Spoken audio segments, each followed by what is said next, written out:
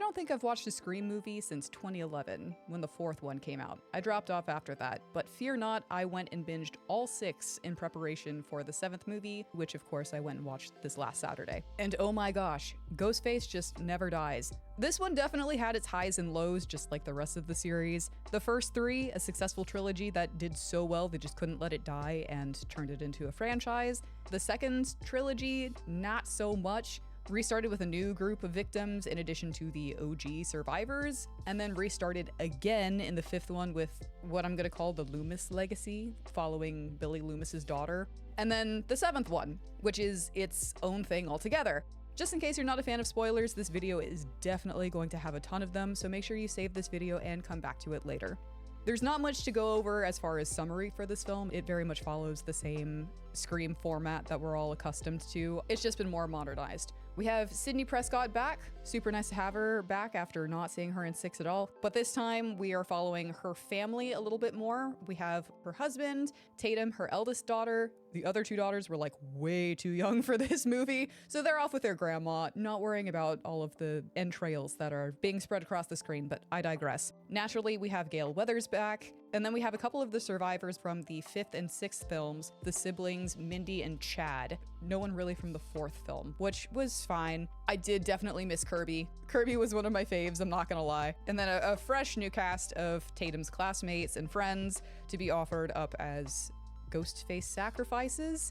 The movie starts off pretty strong. It follows 2 randos just, I guess, to get Ghostface kicked off. If you've seen the trailer for this film, especially the Super Bowl one, it shows the vast majority of the scene and actually takes you beat per beat through the good beginning chunk of the film. I'm very glad that I didn't watch that trailer until after this, because it really would have taken out some of the suspense that I definitely was feeling in the theater, like going in blind. I got chills and was kind of excited when they added a more ghost-like or ghostly quality to Ghostface, in the sense that in the beginning sequence, there will be times where you'll be focused on one of the 2 victims, and then just over her shoulder, Ghostface will just like slowly come in, and it's like really fucking creepy and spooky, and you're like, oh, is that happening? And he'll sit there for just long enough to be like, oh my gosh, yeah, that is him, before he like slowly fades out. And it's like, ooh, I don't like that. I don't like that one bit. So for me, I was wondering, okay, where is he gonna come in? This house is already kind of creepy because it is the OG house of the first one where everything goes down.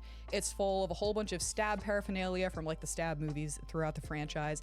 And in one of the corners is just this like Ghostface motion activated props.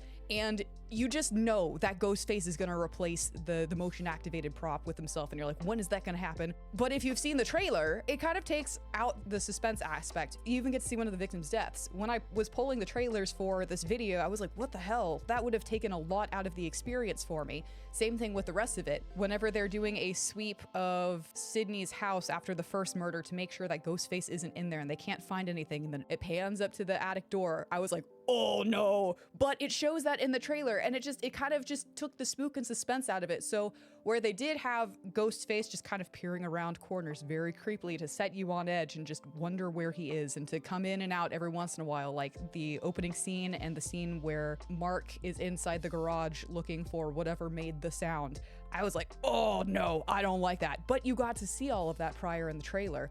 I'll leave it there, but it was kind of disappointing to see, like, okay, we have Scream 7 at home. You could just freaking watch the trailer. You basically had everything minus the AI aspect to this film that replaces the movie theme and who the final killers are. It was like, well, damn it.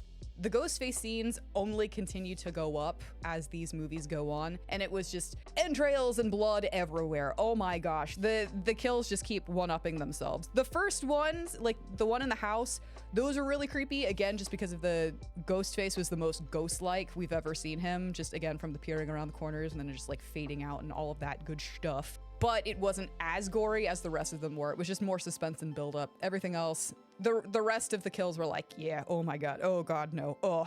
The second one, Tatum's friend, she is literally in a harness preparing for a play. She's a fairy, and it's just, she's stuck up there, and it was rough. I will say that these weren't as spread out or consistent as some of the other ones. We periodically or regularly got killings throughout the films, but in this one you had the very first opening scene, the second murder, Tatum's friends, to kind of set things off in Sydney's world, And then the rest of them were in one location, so it was just a giant fish in a barrel sequence. That was basically it until we got to the killer reveal. I lied. Gale Weathers absolutely rams one of the Ghostface killers with her car, and it's fucking awesome. Woman is like, nah, man, we're taking it down right now. We're not playing this game again. It was really nice to see both Courtney Cox and Neve Campbell back. I really cannot imagine a Scream movie without either of them, and I think they knew that after the 6th one. We did get Gale Weathers back, but without Sydney, it just felt like a crucial piece was missing, which also was a huge part in the killer motivation in this one, a big part. But I will say the lack of movie trope or like the movie meta commentary did make me a little bit sad because I am such a movie buff, maybe not strictly a horror movie junkie, but a movie junkie absolutely. Like, it's kind of sad that we're heading down the AI direction, the movie to AI evolution, but that's just the course of time, right? It felt stupidly symbolic for me in the opening scene where the house where all of the stab merchandise paraphernalia is inside the OG house and Ghostface burns down the entire thing with everything inside of it. It just was like, yep, we've established this thing. It's time to move on, get ready for changes, unapologetically so. And I get it, but oh, I'm gonna miss it. I'm just sad that it's moved from movies to AI. But that is how we got several of our cameos. Stu Macher was back, quote unquote. It was really cool that they did get Matthew Lillard to return to make these cameos, and I just heckin' love him. And he was great and was every bit of Stu Macher as he was in the first one. It was crazy and I loved it.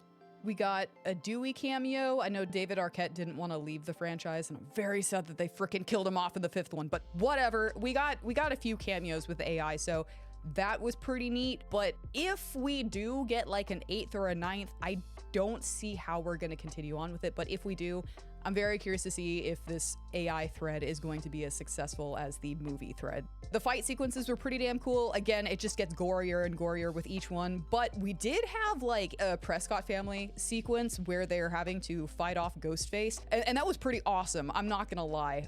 Just seeing both Sydney and Mark just kicking into gear to save their daughter, it was wild. Again, had I seen the trailer, I think it would have kind of lessened the awesome factor for me, but when in blind, it was pretty damn cool. I will say that for every awesome Ghostface kill or action sequence, there was something super dumb to offset that, i.e., where the fuck were the police? I know that the police are always supposed to show up after the fact, or they're staking out the house and they get killed off, but bruh, they were especially bad in this one. I know that Dewey is gone, okay? I get it. But just because Dewey is gone does not mean that every officer everywhere just suddenly doesn't show up. Like, they were just comically late. Like, an alarm goes off at one point at Sydney's coffee shop where her daughter is getting attacked, and they just never show up. And that scene goes on for a bit. Speaking of that scene, Tatum has trapped herself successfully in the office. She has a gun to protect herself from Ghostface, who isn't getting in, and I'm just waiting for the police to show up. Like, just bide your time, it'll be okay. But I understand that Sydney's also like, shoot him through the wall to make sure you're safe, okay? She does it, she gets him. Why did you then leave the safe room after shooting him? He may still be alive, but to her knowledge, wounded and out on the floor. I would still stay in there until my survivor mother got there. Maybe not even my survivor mother, just any backup whatsoever got there. Because I'm just one chick hanging out in there. She doesn't even know how to properly use a gun. She doesn't know how to take off the safety because Sydney's been protecting her the entire time. And like, I don't think she'd know how to freaking reload a gun in a timely manner. So I'm just like, stay in there until someone gets to you because you're safe. There's one entry point. Stay in there. But she leaves. But before that, as her friends are all getting unalived and she makes a break for it, we're in the middle of a lockdown, a curfew to make sure that everyone stays remotely safe or out of the way from this Ghostface killer. She knows this and she just decides to try running into a dead shopping strip with all these closed businesses, shrieking for help. I'm going to give her the benefit of the doubt and just be like, oh yeah, she was running towards the coffee shop, but she was trying other doors before that and just screaming like someone was magically gonna be in there. It seemed like she'd been running for a while. You're in a small town, run towards residential, where people are literally hiding out in their homes. Make a lot of noise over there, not in the dead, quiet street where Ghostface can easily find you. And then, of course, in that same scene, Sydney is freaking out because she knows that her daughter is under attack. So she leaves her interview with Gail Weathers, runs outside, realizes she doesn't have the keys to the car, and just starts sprinting to the coffee shop. My guy, it would take a shorter amount of time for you to run back inside, find your keys or literally anyone else's keys, get in the car and drive there than it would be for you to literally be running through residential. What are you thinking? Like, you've done this before. Why are we just suddenly running and not making good choices? Like, I get that there's the whole horror movie, everyone's gonna make bad choices aspect, but she's done this 5 times now. I would like to believe that she would get in the car. It would literally take less than 2 minutes to run back inside, grab keys, run back out, and be there in time to prevent her daughter from being taken away by Ghostface. And then in that same sequence of events, the piece that kicks everything off is Mindy and Chad, the siblings from the 5th and 6th one, telling Tatum that, oh yeah, in this case, you're supposed to bring everyone together to Agatha Christie style interrogate everyone and figure out who the murderer is. No, you don't. No, you don't. There was no need to go out of our way to gather all of the suspects, future victims, into one space. Like, it was so organic in the other ones where this friend group was just hanging out and being like, yo man, this is crazy, all the murders. And then the geeky one comes up and they're like, yeah, and so this is how it happened. And this is why you're a suspect. And this is what we got to avoid. You know, it was just so organic. But for her to be like, oh yeah, you have to bring everyone together, that never happened. It was just friends hanging out. Literally, it was just expediting the Ghostface killings. This was literally just to have a localized gore fest. And it was a pretty cool localized gore fest. We got Ghostface meets the raptor kitchen scene from Jurassic Park. That was pretty awesome. A guy gets impaled and acts as a surrogate beer tap handle. Okay, cool. People fought back like champs. It was a pretty cool scene.